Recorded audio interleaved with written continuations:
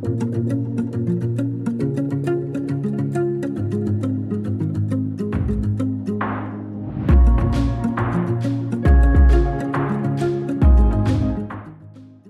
à tous et bienvenue sur ce nouvel épisode d'Instant Simple, une parenthèse d'évasion. Aujourd'hui, j'ai le plaisir d'accueillir Léna dans cet épisode pour qu'elle nous partage son voyage en Afrique du Sud à la rencontre des animaux. J'ai déjà trop hâte. L'Afrique du Sud, c'est un sujet, c'est un pays plutôt que j'ai encore jamais abordé dans ce podcast. Je vais être la première à l'aborder. Donc je vous en dis pas plus et je vous laisse avec la suite.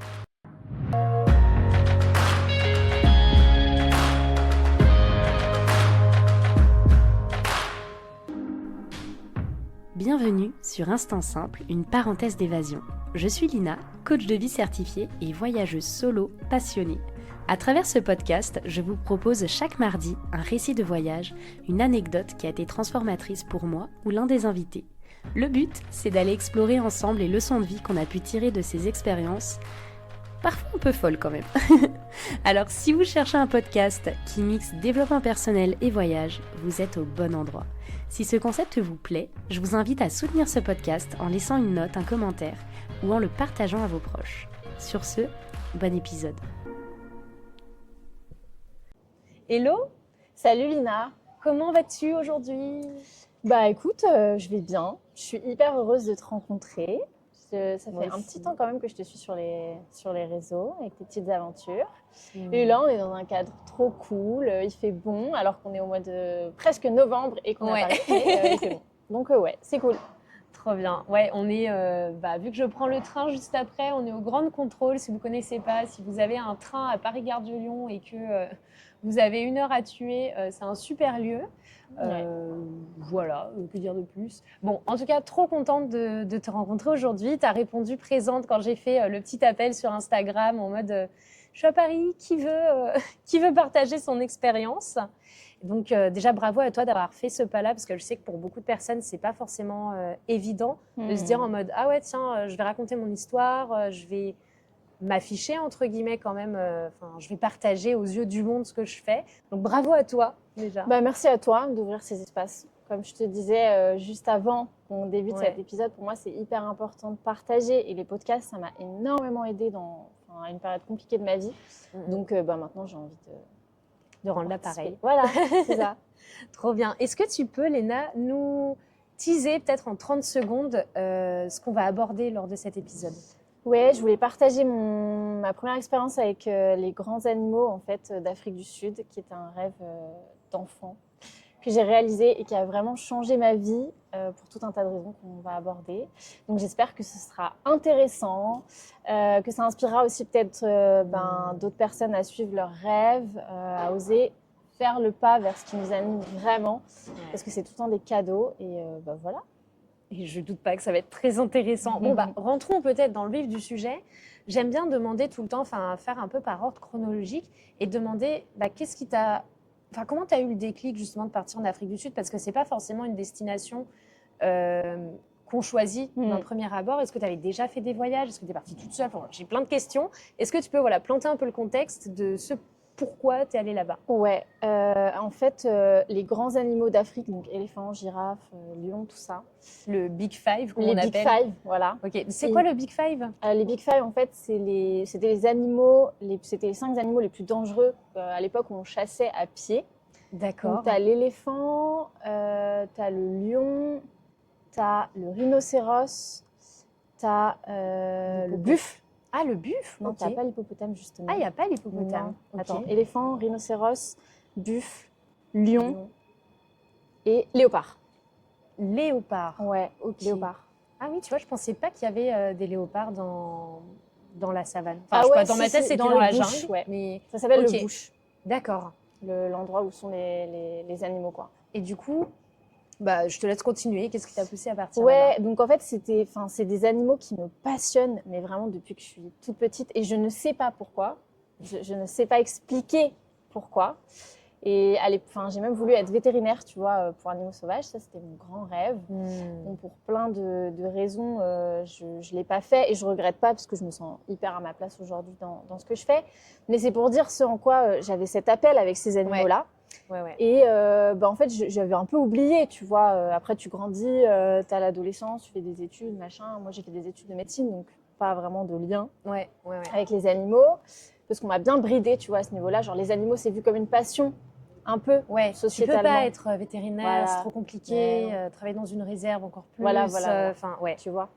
Donc, j'ai pas suivi tout ça. Et en fait, après mes études de médecine, j'ai dû arrêter parce que j'ai fait un burn-out, une dépression. C'était un peu la descente aux enfers, tu vois.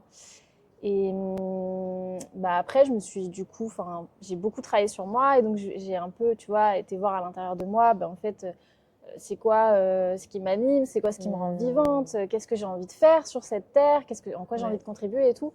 Et c'est là où j'ai reconnecté à ces rêves d'enfant avec ces animaux. Et donc, je ne suis pas partie toute seule. Je l'ai fait avec ma mère qui a le même rêve et qui, Incroyable. depuis aussi qu'elle est enfant, est passionnée par ces animaux-là. Mais pareil, genre, je sais pas pourquoi. Ma mère, elle regardait Daktari, tu vois. Ah oui, ok, d'accord.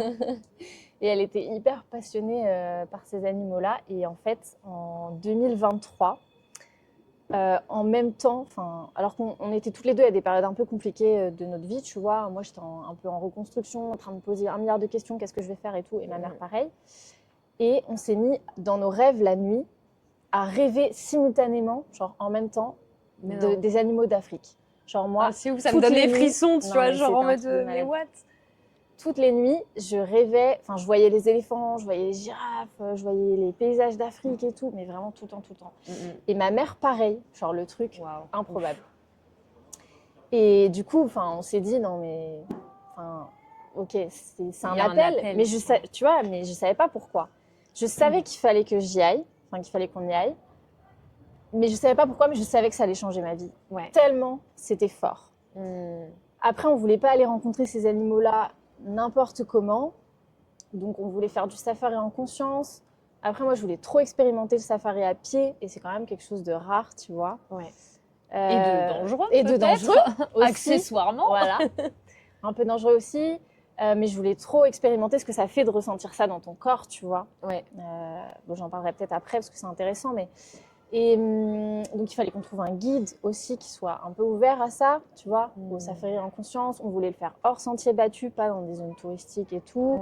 On voulait que ce soit éthique, évidemment, et qu'on n'approche pas les animaux dans une démarche totalement irresponsable. Donc, ça faisait beaucoup de critères. En plus, ma mère, elle fait de la communication animale. Et donc, on voulait un guide qui soit ouvert à la communication animale. Donc, tu vois, ça faisait beaucoup. Et donc, on cherchait genre, sur Internet. Où est-ce qu'on pouvait faire cette expérience et on ne trouvait pas, tu vois. Et à force, au fur et à mesure des jours, un après-midi, j'utilisais plein de mots-clés, tu sais, sur Google différents. Je crois que j'ai tapé genre safari en conscience ou un truc comme ça. Et là, on est tombé sur une agence de voyage qui s'appelait Terre Sauvage et qui proposait justement ce genre d'expérience totalement hors sentier battu, en conscience et tout. Sur le site internet, on envoie un message à cette agence et on raconte notre histoire. Tu vois, que c'est un appel, genre le truc improbable. Moi, je me suis dit, en mode les deux illuminés, comme un message, genre, qu'est-ce qu'elles ont pris Non, mais vraiment. Mais en fait, on sentait cet appel, tu vois. Mais ça paraissait fou. Et nous, on pensait que le mec, il allait jamais nous répondre, honnêtement, tu vois. Mais voilà, on raconte notre histoire, on dit que voilà, il faut qu'on y aille, machin, que c'est un rêve, que la nuit on en rêve, etc., etc. Le lendemain, le mec m'appelle. Pour dire mais votre histoire, elle m'a trop touchée et je connais exactement un guide qui s'appelle Graham Cook, qui est genre le Tarzan, le Tarzan moderne, tu vois. Et qu'il faut absolument que vous rencontriez. Il fait de la com animale, il est archi connecté aux animaux, il a vécu toute sa vie dans le bush et tout, et il faut que ce soit avec lui, tu vois. D'accord. Et là, on se dit, mais attends, c'est un truc de fou, les synchronicités de malade. Genre, on cherche, on trouve, et c'est fou quand t'es dans le bon chemin, t'as l'impression que l'univers conspire à ton bonheur, tu vois, genre vraiment aligne les planètes et t'envoie les bonnes personnes au bon moment, les bons liens, c'est ouf. Mais c'est tellement ça. Et c'est exactement ce qui s'est passé, tu vois, avec ce voyage. Après, il restait quand même le coût financier, parce que forcément, c'était une expérience hors sentier battu. Et nous, on voulait vraiment être tout le temps avec le guide et être que toutes les deux aussi. Oui, donc forcément. Parce qu'on savait que ça allait être transformateur pour nous. Ouais. Donc ça nous tenait à cœur, tu vois, de vivre l'expérience pour soi, en fait, Ouais. et pas avec d'autres gens. Ok. Donc j'ai mis toutes mes économies dans ce voyage. Genre le truc aussi, enfin tu vois, il y a plein de gens qui m'ont dit non mais Léna, tu fais n'importe quoi, c'est insensé et tout. Mais en fait, je savais que c'était ce qu'il fallait que je fasse, tu vois. Et vous êtes partis combien de temps? On est parti 8 jours. Ok. Ce qui n'est pas énorme. Et au début, je me disais, ouais, ça va pas être assez, parce que c'est loin quand même. Et en fait, c'était tellement intense quand on était sur place, tu vois. Et tu déconnectes tellement de ta vie quotidienne, et tu penses tellement plus à rien, que j'ai l'impression d'être partie, mais littéralement 3 mois. Ah ouais. Mais un truc c'est dingue. de fou. Non, attends. Ah, j'ai trop envie que tu nous racontes la suite. Tu mets toutes tes économies dans ce voyage. Ouais. Donc ta maman vient aussi. Ouais. Comment vous vous sentez au moment où voilà, vous réservez, vous êtes à la veille de partir? Est-ce que votre entourage vous prend pour des folles? Comment ça se passe? Ça, je peux vraiment aussi en parler, parce que, mais vraiment, enfin, là, en y repensant, je me dis, c'était vraiment un truc de fou.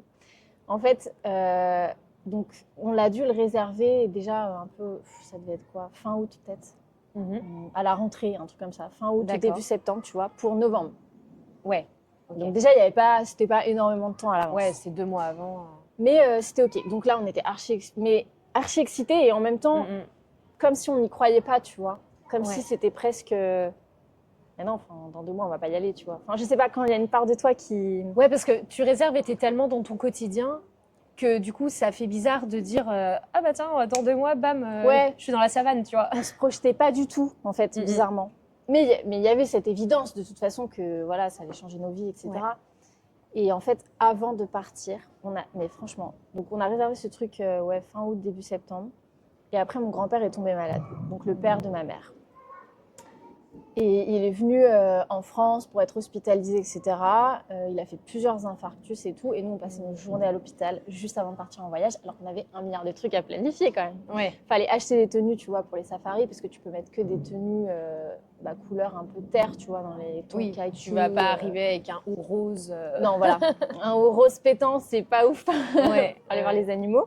Donc, il y a quand même des trucs à acheter. Et puis, tu vois, on avait eu tout le programme. Enfin, même les endroits où on allait dormir, tu vois, on voulait un peu regarder. Impossible. Mais franchement, on vivait tellement une vie à 300 à l'heure et on était tellement pris par ces histoires d'hôpitaux et tout. Et en plus, ma grand-mère, elle est âgée, tu vois, donc elle pouvait pas s'occuper des trucs. Donc, c'est nous qui nous occupions de ça. Qu'on est parti. La veille, on savait même pas si on allait pouvoir y aller. Parce qu'il était toujours hospitalisé, genre entre la vie et la mort. Et on se disait, putain, mais demain, on va en Afrique, tu vois. Mais on n'avait tellement pas l'esprit à ça. Ouais. Et en même temps, on savait que ça allait changer nos vies, tu vois. Donc, je savais aussi que tout ça, tout ce qui se passait, c'était aussi un test un peu, tu vois, de l'univers ou de la vie pour dire, OK, jusqu'où tu es prêt, jusqu'où vous êtes prête, en fait, à y aller, à croire en vos rêves et à être déterminée, enfin, tu vois. Ouais. Et du coup, on n'avait pas d'autre choix que lâcher prise. Donc, en fait, on n'a rien regardé du programme, rien regardé de là où on allait. Genre, je ne savais même pas où on allait dormir. Mais c'était prévu par l'agence de voyage. Hein. Oui, c'était... Mais nous, on ne savait rien, tu vois. On n'avait rien regardé. Ouais. Donc, du coup, on est parti en mode sans rien savoir. Mais juste en faisant confiance, quoi. Incroyable. Vous aviez juste pris peut-être les habits. Ouais, mais ça c'était mais franchement la veille au soir, tu sais, à la fermeture du Décathlon. Ouais, c'est ça, genre on a acheté 2-3 trucs. Non, mais c'était n'importe quoi. Enfin, là, quand j'y repense, je me dis, mais waouh, c'était incroyable. Juste fou. Et donc, du coup, après, vous prenez l'avion. Donc, vous êtes dans quel état d'esprit? Est-ce qu'il y a de la culpabilité, peut-être, de laisser votre grand-père ou Non, franchement, à partir du moment où on prend l'avion, c'est comme si c'était tellement important pour nous, tu vois, cette expérience que... C'est comme s'il y avait une part de moi aussi qui savait, comme j'ai dit, que tout ça, c'était aussi des tests, tu vois, un peu. Et qu'en fait, OK, si on écoute notre intuition et si on suit ça parce qu'on sait qu'on doit y aller et que ça va changer nos vies, alors ça va aussi changer la vie des personnes qui nous entourent, tu vois. Je vois tout à fait. Donc, non, pas de culpabilité, de la confiance que c'est exactement ce qu'il faut faire. Et après, bien sûr, un peu de OK, j'espère que ça va bien se passer. Et oui. Mais c'était pas le sentiment majeur, quoi, tu vois. OK. Bon, là maintenant, on arrive en Afrique du Sud. Qu'est-ce qui se passe Qu'est-ce qui se passe? On arrive en Afrique du Sud, donc déjà c'est quand même un long voyage. Enfin, on avait trop envie d'arriver, quoi, tu vois. Le voyage, il paraissait super long. Forcément. Et en plus, de Johannesburg à Edspruit, c'est un tout petit, enfin tu sais, c'était un tout petit avion et en fait tu atterris genre dans le bush. Enfin c'est même pas un aéroport, quoi. C'est une piste d'atterrissage genre Dans au le milieu sable. du bush. Ouais, voilà. Donc déjà ça c'était hyper drôle et puis après on avait encore de la voiture pour arriver jusqu'au logement de Graham et Maya Cook du coup. Donc c'est le guide et sa femme. Donc tu vois, les 2 ou 3 premiers jours on était chez eux. D'accord. Et en plus, on était trop excités de rencontrer ces personnes, tu vois, qui avaient l'air genre hyper connectées aux animaux. Ouais. Et trop. Ouais. Et là, vous n'aviez pas encore trop échangé avec le guide? Pas du tout. Non, vous aviez zéro contact. pas de contact. Ouais, c'est l'agence qui s'était chargée, qui avait dit au guide, il y a 2 personnes qui arrivent. Mais... Exactement. Ok. Et nous, on connaissait rien de lui. Juste, on avait fait confiance au gars de l'agence de voyage, tu vois, qui avait dit il faut absolument que vous le rencontriez, c'est cette personne qu'il faut que vous rencontriez, etc. Et nous, on a fait confiance et on voulait regarder, mais pas eu le temps. Fait que... Et donc, comment ça se passe l'arrivée? Écoute, l'arrivée, c'est plutôt bizarre parce que on pose des questions au guide. Enfin, tu sais, on lui pose plein de questions. Ouais, vous êtes dans l'euphorie dans on l'euphorie, vient voilà. d'arriver. Exactement, tu vois. Et lui, il a vécu avec les léopards et machin. Ça, c'était un peu le mec de l'agence de voyage qui nous avait dit ça. Donc, tu vois, moi, je voulais trop connaître, tu vois, ses expériences et tout, qu'il nous les raconte. Et en fait, on lui posait plein de questions au dîner, parce qu'on est arrivé en soirée. Et il nous répondait que par oui ou par non. Et genre, avec ma mère, là, on s'est regardé, on a fait « Oh, punaise. Okay, ça va être long. » Très, très long. Surtout qu'on savait qu'on avait 3 jours, on partait que avec lui, dans un autre endroit. Et on s'est dit, putain, mais ça va être super long, quoi. Donc au début, ouais, il était hyper fermé. Il voulait pas trop échanger, tu vois, avec nous et tout. Donc ouais, au début, on s'est posé pas mal de questions. Ouais. Et après, comment ça se passe? Et bah après, donc on fait notre premier safari dès le lendemain. Donc là, on fait un safari en voiture dans une réserve privée qui s'appelait Pridelands. Donc, est-ce que tu peux expliquer, parce que alors, moi, je suis novice, tu vois, quand on dit safari, j'imagine qu'on monte dans une voiture, qu'on roule, mais comment ça se passe en safari? Ouais, comment ça se passe en safari? Donc, il y a des safaris en voiture. Donc là, c'est dans des 4x4 où tu as un peu en hauteur, là, ouverts. Tu sais, c'est des voitures ouvertes. Oui. Et du coup, là, nous, c'était que des réserves privées. Donc, chaque jour, on allait dans une réserve différente. D'accord. Un safari, ça dure à peu près 2 heures. Ok. Et quand on est à pied, pareil. Enfin, on rentre dans la réserve, mais là, on est à pied, du coup. Et on doit marcher en file indienne. Enfin, il y a des règles à respecter parce que c'est dangereux, quoi. Eh oui. Et en fait, on roule dans les réserves et tu vois, on s'arrête quand on voit des animaux pour les observer, pour les écouter. Trop bien. Et est-ce que, je sais pas, il y a des moments de la journée, par exemple, pour en faire? Parce que je sais qu'on m'a dit les lions, ils font la sieste l'après-midi. Enfin, tu vois, par exemple, les points d'eau, on sait que c'est un endroit où les animaux se retrouvent. Ouais, c'est ça. C'est quoi un peu les lois de la savane quand tu fais un safari? En général, déjà en Afrique, il fait très chaud. Enfin, si c'est l'été, en tout cas, nous on est partis en été, donc il faisait super chaud. En plus, c'était la canicule, tu vois. Il faisait genre, je sais plus, 43, 44 degrés. Donc la journée, les animaux, de toute façon, ils sont comme nous. Quand il fait cette chaleur-là, ils dorment, quoi, ou ils se planquent, ils se mettent à l'ombre, et donc c'est pas ouf pour aller les voir. Donc de toute façon, les safaris, tu les fais toujours à 2 moments de la journée. Enfin, nous, on faisait 2 par jour, mais après, tu peux en faire qu'1 par jour, quoi, tu vois. Ouais. Donc souvent, on faisait un safari à pied le matin. Donc on se levait vers 4h30. Oh, waouh. Et à cette heure-là, il fait encore nuit, du coup? Il fait encore nuit, mais ça se lève vers 5h. Ah oui, d'accord. Ouais. Donc à 5h, très rapidement, tu as le soleil qui se lève. Donc souvent, vers 5h, 5h30, on partait pour un safari. Jusqu'à 7h, 7h30. Ouais.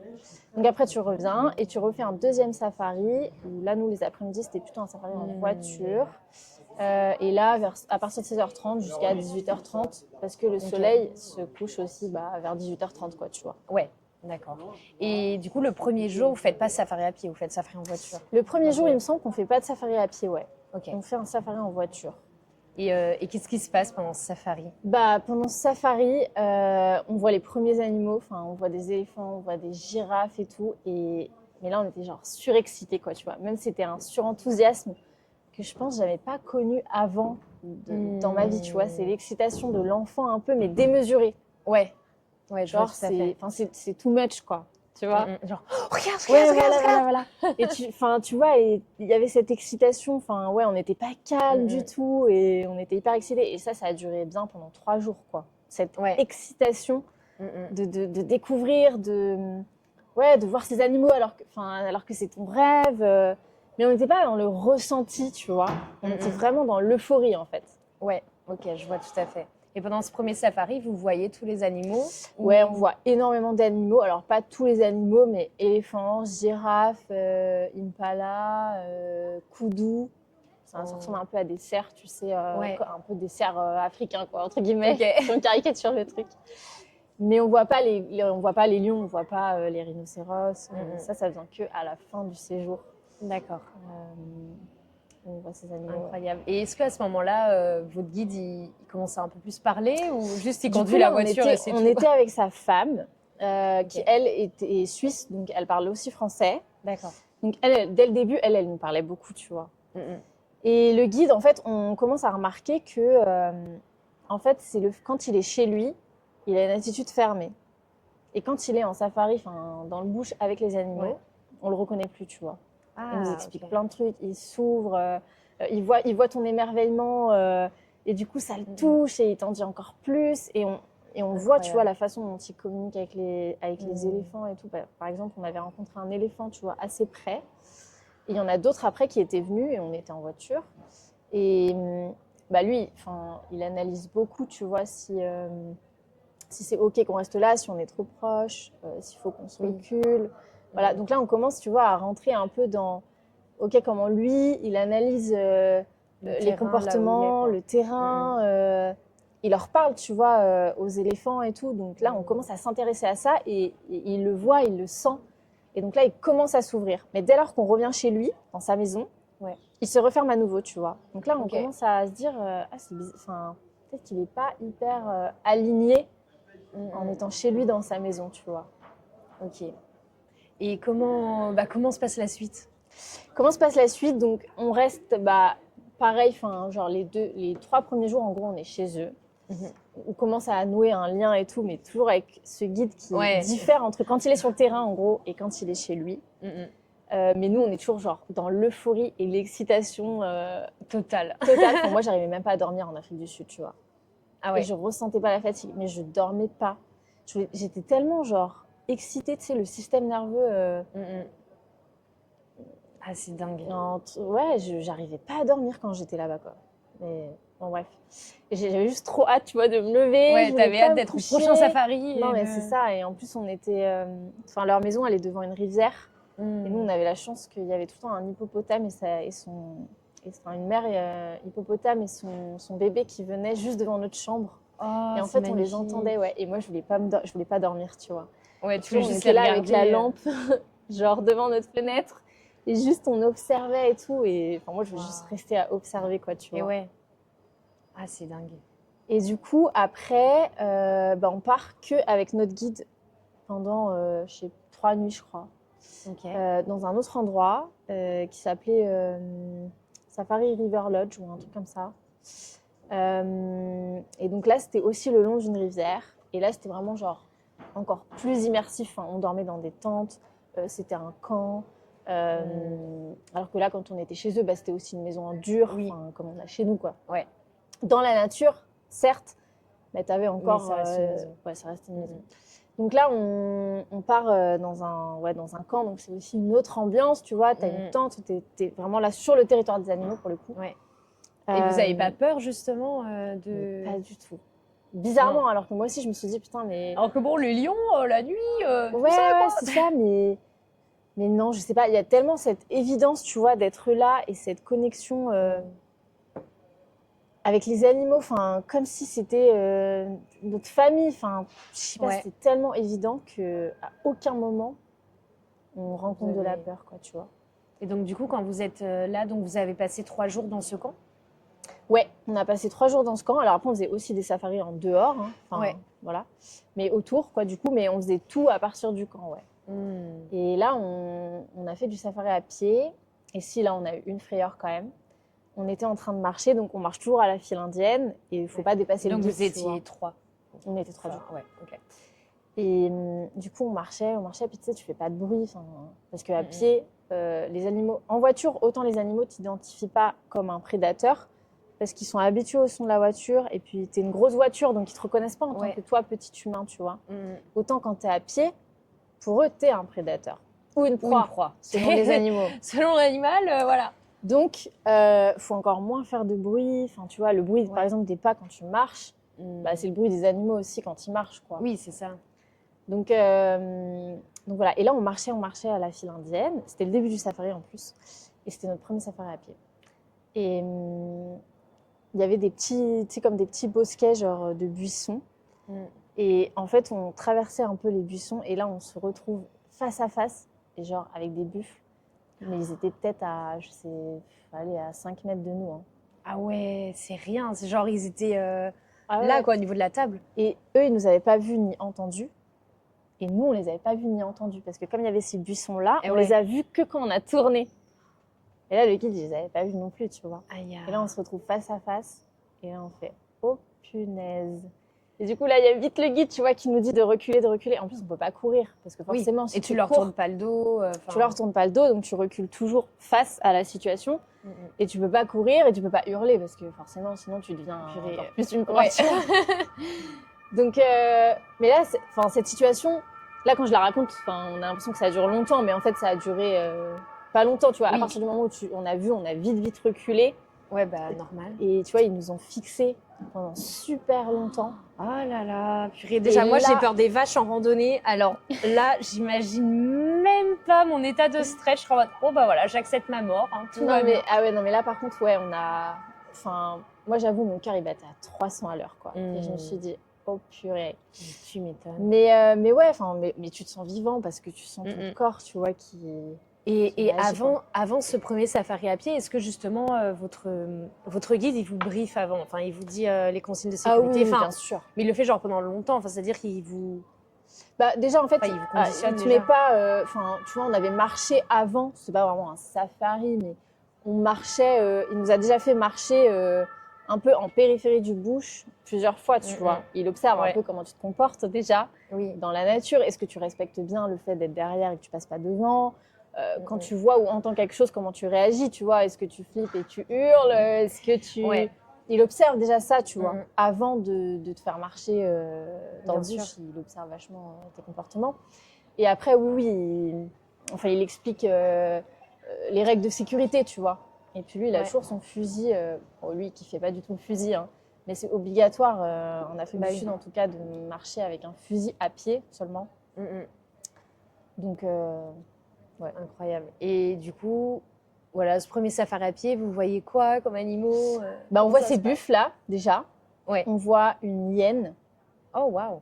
De loin. Alors, à pied, on ne s'approche pas des animaux forcément parce que c'est dangereux. Enfin, c'est plus dangereux. Oui, je les vois de loin. Et puis, de toute façon, quand ils te voient ou t'entendent, eux, ils ont peur, quoi. Parce que, comme je disais, ils t'identifient aussi comme un prédateur.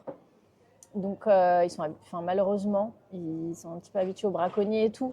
Donc, ils ne kiffent pas trop nous voir, tu vois, debout en tant qu'être humain.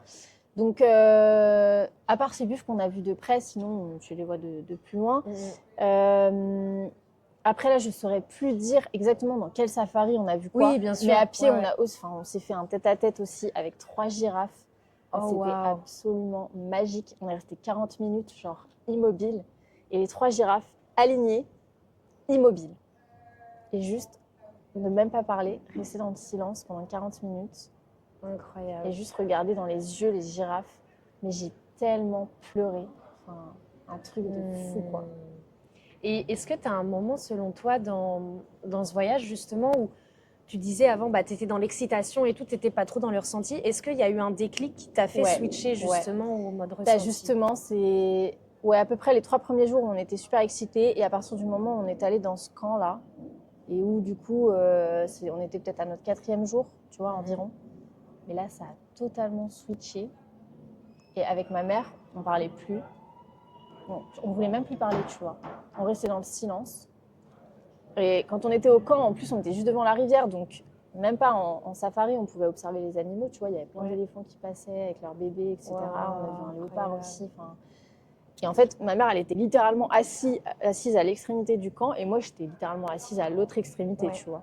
Et toute la journée, on se parlait pas. Et ouais, moi, je sais pas pourquoi je voulais plus parler, en fait.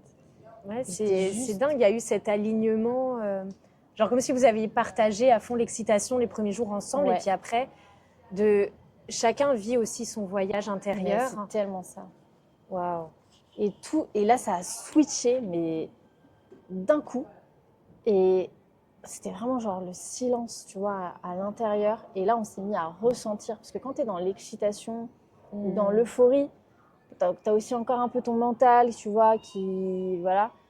Et tu peux pas vraiment ressentir dans ton corps parce que tu n'es pas connecté au ressenti et que juste il y a trop de bruit aussi émotionnel et corporel pour que tu puisses entendre, tu vois, même ton intuition, ce que tu ressens et tout ça. Et à partir du moment où le mental, il s'est tu et où il y a eu ce silence, ce vide, mais quand je te dis vide, c'est la première fois de ma vie que je ne pensais plus à rien. Waouh. Mais genre, j'avais jamais ressenti ça. Je savais même pas qu'un être humain pouvait arrêter de penser. Je ne pensais littéralement plus à rien. Genre, le vide. Et est-ce que tu penses, avec le recul, du coup, que le guide, il était un peu dans cet état-là tout le long? C'est juste que... Enfin, le guide, comment il se comportait justement Et bah pendant justement, les 3 jours? et bah, à partir du moment où on est allé en camp, donc là, on était vraiment genre dans le bush, au milieu des animaux. Ouais. Mais il s'est littéralement transformé. Genre, il a commencé à s'ouvrir, il nous prenait dans ses bras, il pleurait quand il nous voyait pleurer. Et là, on a noué un truc de complicité, mais qui était juste dingue. Et on s'est dit, mais en fait, ok, mais c'est un mec archi connecté, qui a un cœur hyper ouvert. Et là, il commençait à nous partager ses expériences et tout. Et moi, je pense que on lui a jamais vraiment posé la question. Mais Oui, moi, bien je sûr. pense que c'est parce que justement, au début, il voyait qu'on était dans cette euphorie, tu vois, presque dans cette excitation un peu surmentalisée. Et du coup, en réalité, on n'était pas connectés, tu vois. On n'était pas dans le ressenti et dans ce que ça t'a fait. Et en fait, à partir du moment où nous, on a switché et où il a vu qu'on se laissait toucher, tu vois, et qu'on était présent, parce qu'en fait, c'était ça, c'est reconnecter à la présence, parce que dans nos vies, on n'est plus du tout présent. Enfin, en fait, on est tout le temps soit après, soit avant, dans la sursollicitation, dans la distraction. Le maintenant, quoi. Et là, c'est ici et maintenant. Et en fait, les animaux, ça te permet ça, quoi. De te reconnecter à l'ici et le maintenant. Et quand tu te reconnectes à ça, forcément, tu vois, lui, il l'a ressenti. Et là, mais il s'est transformé, mais Incroyable. et c'était plus la même personne. Et est-ce que tu as une anecdote? Alors, tu as déjà dit les buffles, les girafes. Est-ce qu'il y a une autre rencontre qui t'a... Ouais, je peux en parler de 2 autres qui m'ont vraiment beaucoup touchée. Il y en a une, c'était devant la rivière justement, où tu sais, t'es là, t'observes, t'es dans le silence, tu bouges pas, et juste t'es dans la présence, tu penses à rien. Et là, je crois que c'était en fin de matinée, je commence à entendre, tu vois, des pas d'éléphants. Et je me dis, oh là là, non, les éléphants qui vont passer juste devant et tout. Et là, je vois un immense troupeau d'éléphants, d'éléphantes, avec justement leurs bébés. Et là, ils s'arrêtent juste devant le camp. Waouh. Et les bébés commencent à, tu sais, donc il y avait la rivière, donc tu sais, tu avais un peu des buttes des 2 côtés. D'accord. Les bords de rivière, quoi, ça faisait un peu comme des buttes.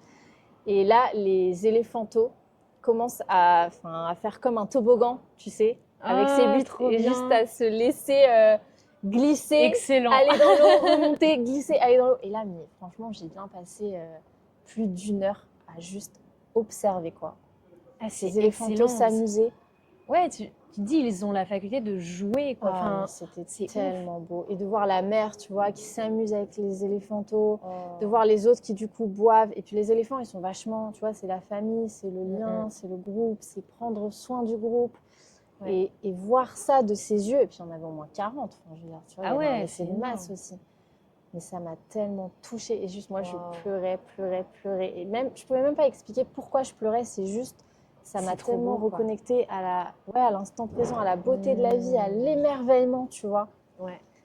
Donc ça, c'était une rencontre qui m'a beaucoup touchée. Et il y en a une autre.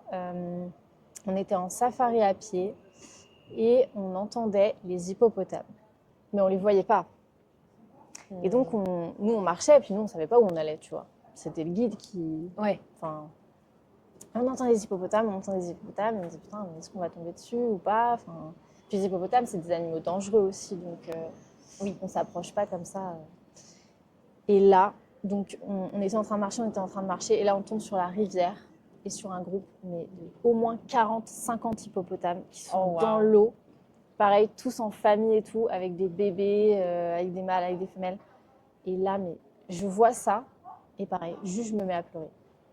Oh, c'est magnifique. Et je pleure, parce que c'est trop beau, et parce que je me dis, putain, mais en fait, mais la vie, elle est trop belle, et tu vois, et c'est à ce moment-là que je touche aussi à l'interdépendance, et en fait, j'avais l'impression d'être chez moi, tu vois, là-bas, en voyant ça, d'être... c'était tellement évident d'être là, et... Ouais, je me suis dit, mais putain, mais en fait, on a tellement oublié la simplicité de la vie. Tu vois, les animaux, quand tu les observes, en fait, ils ont une vie hyper simple. Je veux dire, ils sont, et ça suffit, en fait. Il n'y a pas de jugement, il n'y a pas de prise de tête. Eux, ça suffit d'être là, en fait, et de manger, et de dormir, et de prendre soin du groupe. Et je me dis, mais putain, mais en fait, mais ma vie, mais je me la complexifie tellement. Tu vois, et donc là, ça me crée une prise de conscience où je me dis, non, mais attends, là, t'es là. En plus, on s'était pas lavé depuis, je sais pas, au moins 3-4 jours. Ouais. Mais au final, tu ressens même pas. Mais tu ressens même pas. Ouais. C'est après, quand tu prends conscience de ça, tu te dis, mais attends, mais en fait, je suis là.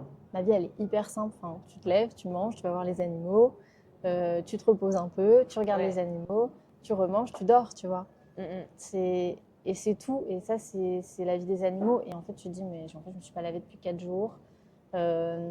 Et ça change pas la face du monde, quoi. Et ça change pas la face du monde. Et je suis là et je pense plus à rien. Et je suis juste dans l'instant présent. Et mon corps, il vibre. Et mon cœur, il s'ouvre. Ouais. Et j'ai plus de pensée. Et je me sens juste tellement vivante. Et je me dis, putain, mais en fait, c'est ça la vie aussi. Tu vois. Waouh. Et comment... Là, du coup, après le camp, est-ce que du coup vous retournez chez lui? Ouais. Après vous reprenez l'avion? Ouais, c'est ça. On retourne, je crois, 2 nuits chez lui. Mais là, on n'est plus les mêmes, quoi. Déjà, comme je te dis, il y a ce vide et Il y a vraiment un avant et un après. Ah, quoi. mais c'est un truc de fou. Et puis, mais vraiment, je pleurais tout le temps là-bas. Je savais pas pourquoi, mais j'étais tellement touchée que tu vois, il y avait tellement, tellement d'émotions. Et puis aussi, dans les face-à-face avec ces animaux, tu vois, même quand tu regardes un éléphant dans les yeux, mais c'est tellement puissant, tellement profond, le regard d'un éléphant, que dans ton cœur, ça te... Je sais pas comment expliquer. En fait, il faut le vivre pour comprendre. Il faut le vivre, je comprends tout à fait. Mais c'est tellement fort. Et comment se passe la fin du séjour, justement? Les au revoir, c'est le retour? hyper difficile. Enfin, on appréhende à fond la fin. Surtout que, ça c'est encore une anecdote, mais c'était tellement drôle. Le dernier jour, tu vois, donc nous on savait rien de rien. Enfin, on n'avait pas regardé le programme et tout, comme je disais. Et donc le dernier jour, on savait que c'était le jour où on reprenait l'avion, mais on ne savait pas à quelle heure. Et donc le matin, comme d'hab, on se lève à 4h30. À 5h30, on va faire un safari à pied.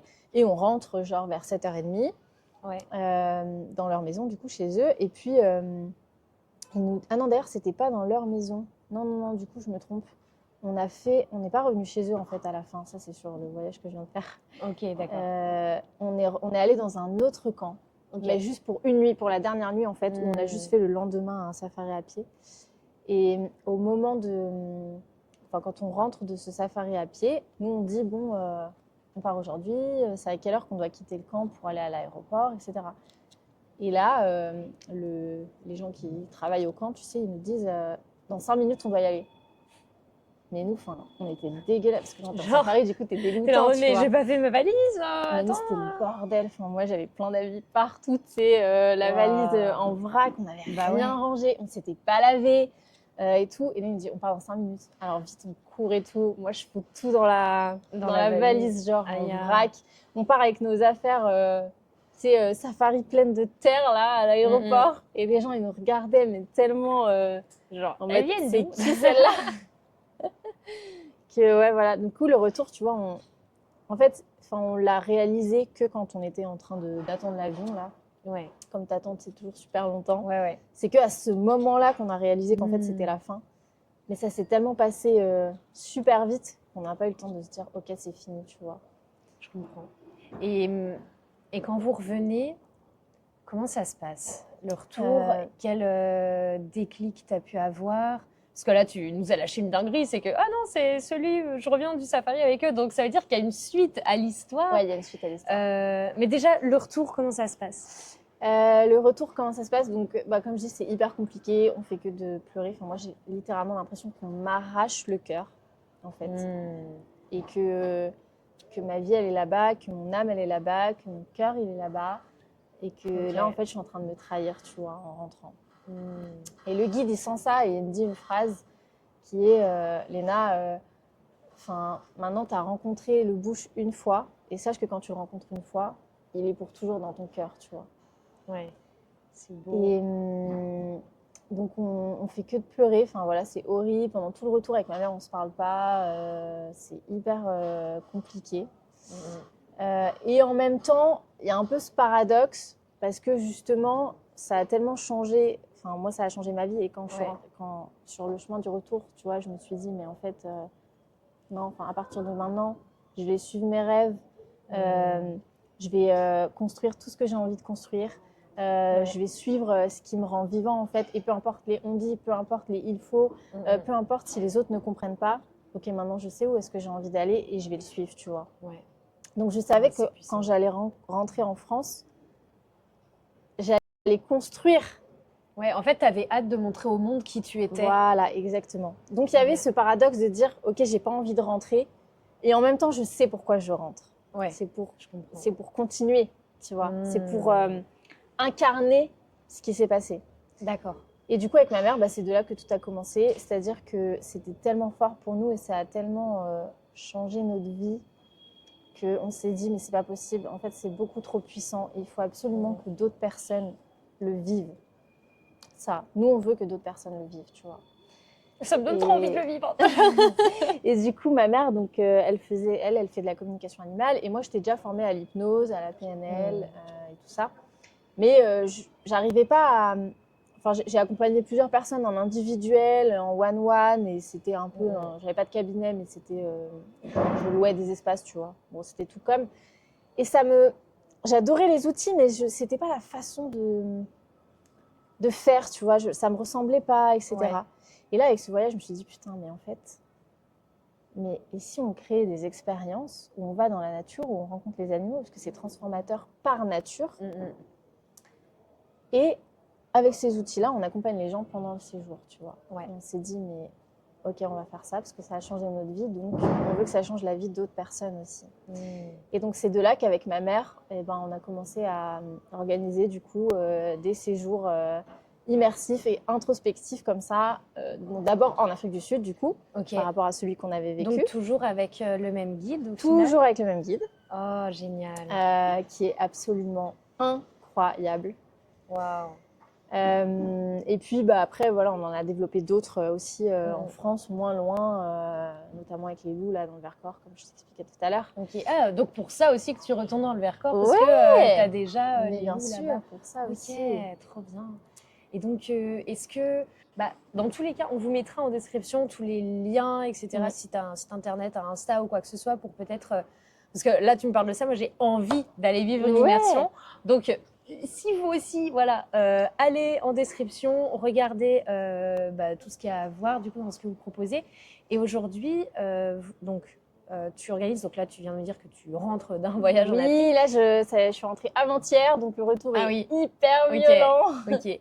Et c'est des groupes de combien du coup On travaille que avec des petits groupes. Donc là, en c'est Afrique, c'est 6 maximum. Là, ils étaient 4.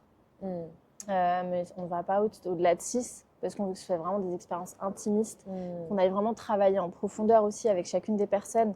Et puis le groupe, il est toujours miroir. Il se passe plein de choses. Il se constitue jamais au hasard. C'est ça, c'est impressionnant à voir. Et j'avais une question, parce que là, du coup, tu es retournée donc, plusieurs fois en Afrique du Sud.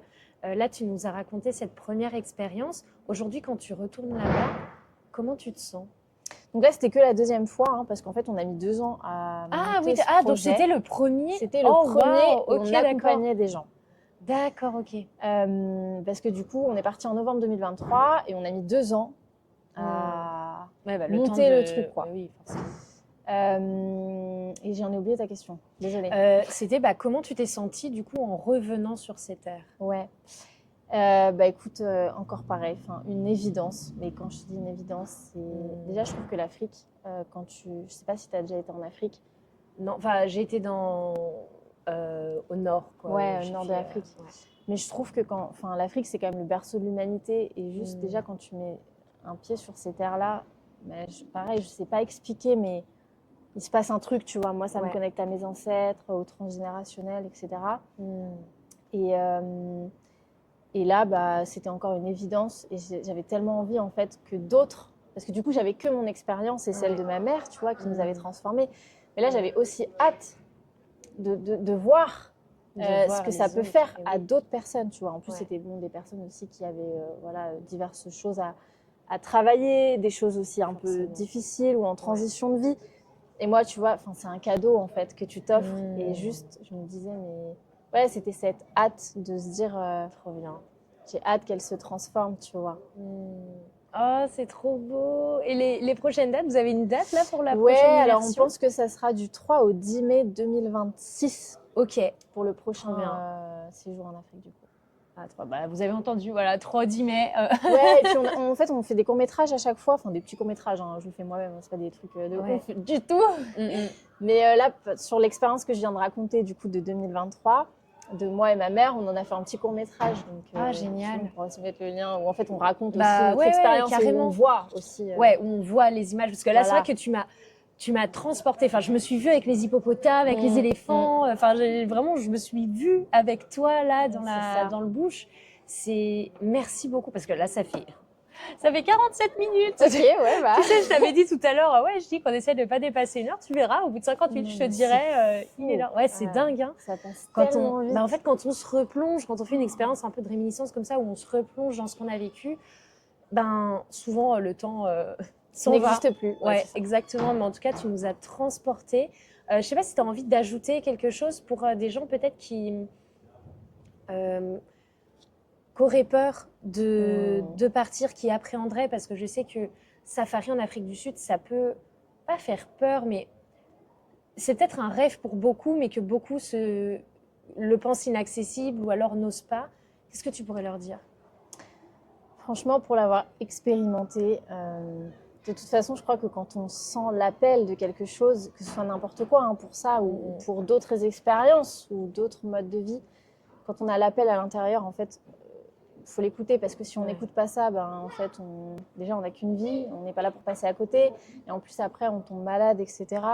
Donc, la peur, il faut aussi l'écouter parce qu'elle vient nous dire quelque chose d'intéressant. Et en même temps, là où il y a la peur, on sait que c'est le chemin. Et on sait que c'est là où il faut aller. Donc, je dirais, si ta peur, c'est bien, ça veut dire que justement, c'est par là qu'il faut aller. Moi, je prends toujours la peur comme un indicateur de là où je dois aller. Okay, et je sais que quand j'ai plus peur, c'est pas bon, c'est plus bon. Ouais. C'est que tu es dans la zone de confort. Voilà, exactement. Okay. Donc juste, allez-y, faites-vous confiance, suivez votre intuition. Et en fait, quand on suit son intuition, on peut jamais se tromper. Et puis de toute façon, on peut pas se tromper, c'est que des expériences. Ouais, c'est vrai. Donc ouais. Trop bien, merci pour ces mots de fin. Merci Lina, c'était trop chouette. Moi j'ai adoré ce moment et le temps est passé tellement vite. Ouais, moi aussi j'ai adoré. Là, toi, ça fait 49 minutes, on est bon. Trop bien, merci à toi. Merci.